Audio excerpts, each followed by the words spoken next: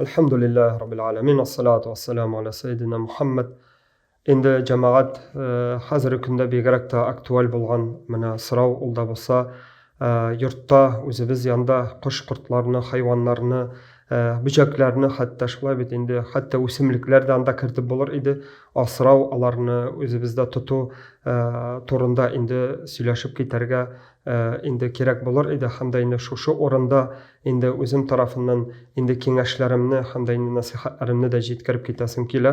Eng birinchi şartda agar da biz shu odamga shu yurtimizga endi o'zimizning yurtimizda qush-qurt yoki bo'lmasa biror hayvon yoki bo'lmasa böcek yoki bo'lmasa boshqa birini asrovga alırga, ya'ni ular bilan nechakdir o'zimizning turmushimizni boyitirga tilibez ekan, endi men aytib ketar edim bir ikki uch kengash endi bir-birimizga endi shu kengashlarni aytib yetkirib, ham endi shu kengashlarni ko'nglimizda tutsak edi. Birinchidan endi har bir amalni ishlar oldin o'ylaw, endi fikrlaw endi kerak bo'ladi. Ya'ni biz o'ylarga tegish to'xtali. Men shu hayvonni yoki bo'lmasa qush-qurtni o'zimga alo bilan, bu menga narsaga kerak. To'xtali, men bu hayvonni oldim, uni o'stiram, ul zo'r bo'lacak yoki bo'lmasa aning mina endi aning ortidan jishtirga kerak, ani oshatirga, ishirtirga kerak, aning endi esanligini qararga kerak. Men mana buldirammi? To'xtamasa shu hayvon endi nendidir bir qartliqqa kelib yetar yoki bo'lmasa aning bolalari bo'lar. Ya'ni men shuni qari olammi?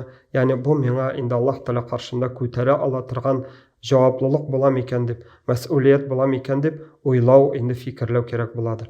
Bu umuman musulmon bandasining sifati, ya'ni amal qilgancha biz endi bir ozgina fikrlanu, o'ylanu endi shu o'zimizning niyatlarimizni barlaw endi kerak deb sanar edim. Ham bu aybirga begaraq ta ihtiborli bo'lsak edi. Biz endi nendidir bir hayvonni, ul bir jon egasi, Alloh subhanahu va taolaning shu dunyolikqa kelgan jon egasi. Agar da biz anga shu jon egasini qadr, hurmat yoki bo'lmasa shu jon egasin Alloh taolo qo'shgancha, dinimiz qo'shgancha shu jon itarga, turmush itarga mumkinchiliklar tug'dira olmaymiz ekan. Yoki bo'lmasa shu jon egasining turmushina, ya'ni ziyon keltirarday, yashayishina ziyon keltirarday endi amallar qilamiz ekan. Endi biz bit o'ylab bilib turib, Alloh qarshında javobli bo'lashaqmiz. Shunga ko'ra eng birinchi aytar edim, eng birinchi aldan o'ylik, fikrlik, ya'ni bizga shu amalimizning kerakligin yoki bo'lmasa ko'tara olabizmi yo'qmi ekanligini. Ikkinchidan ilm olu. Ya'ni har bir jon egasining o'zining bir yashaw ravishi yoki masalan bir qush-qurtning yashaw ravishi bir turli, shulay bit suv hayvonining bir turli yoki bo'lmasa shuluq uyimizda tutgan pisi hayvonning bir turli, shulay bit. Hamda endi har bir hayvonning o'zina turgan yashaw muhiti bor, ashi turgan rizqi bor. Ya'ni belgili bir salomat bo'luv, aning bir tartiblari bor, shulay bit. Ya'ni salomat bo'ldirir uchun nendidir bir tartiblarni saqlarga kerak. Ham endi shu o'rinda da ilm olu. Ya'ni biz endi shu hayvonni asrar oldindan o'zimizga kichkinagina bo'lsa da bir bilim, ilm olu endi kerak bo'ladir. Ham endi shuni men endi kengash etar edim. Hamda endi uchinchisi, ya'ni shu bo'lgan, hatto ruxsat etilgan, hatto endi Alloh taolo tomonidan bo'lsin, hatto uyimizda masalan nendidir bir pisi asrav deb aytdik, shulay bit. Ya'ni agar da bo'l endi bizning bolalarimizga nendidir bir allergiya deb aytdik yoki bo'lmasa ziyon keltirar ekan, biz endi qaharlab endi uramga chiqarib jibarlik bo'lmasin. Ya'ni shunga ko'ra biz endi qarorga tegish to'xtali. Shu hayvon asravim bilan men o'zima, yaqinlarimga, boshqalarga ziyon keltirmaymi, kimchilik keltirmaymi deb endi fikrlaw, endi o'ylaw da endi kerak bo'ladi. To'rtinchisi ulda bo'lsa, shuni anglarga, bilirga kerak. Ul Alloh taolo qarshında üstəmə bir javoblilik. Ya'ni biz o'zimizga ko'p javobliklar olamiz. Ya'ni ishimizga barg'ash shu amalni ishlim deb javoblilik olamiz. Ya'ni bo'lg'ash, xotin bo'lg'ash, ham xotin javoblilik olamiz. Bolalarimizni tarbiyalim deb ota-ona bo'lu javobligini olamiz. Narsada bo'lsa da biz o'zimizga javoblilik olamiz. Ham endi Alloh qarshında javobli bo'lashaqmiz. Bu masalada da shulay. Alloh taolo qarshında biz o'zimizga javoblilik olamiz. Ham shu javoblilikni ko'tara olarday etib endi Alloh taolo qarshında yashasak edi.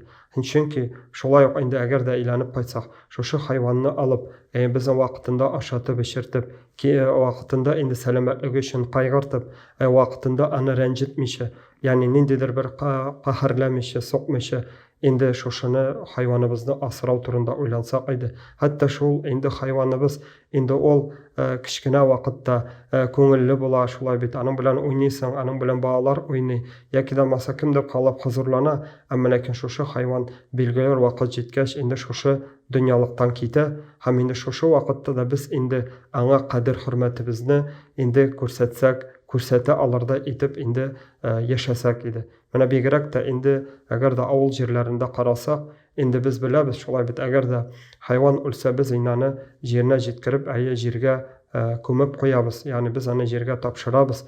Һәм инде шәһәр җирләрендә дә менә бу мәсьәлә инде шулай бик игътибарлылык сорый.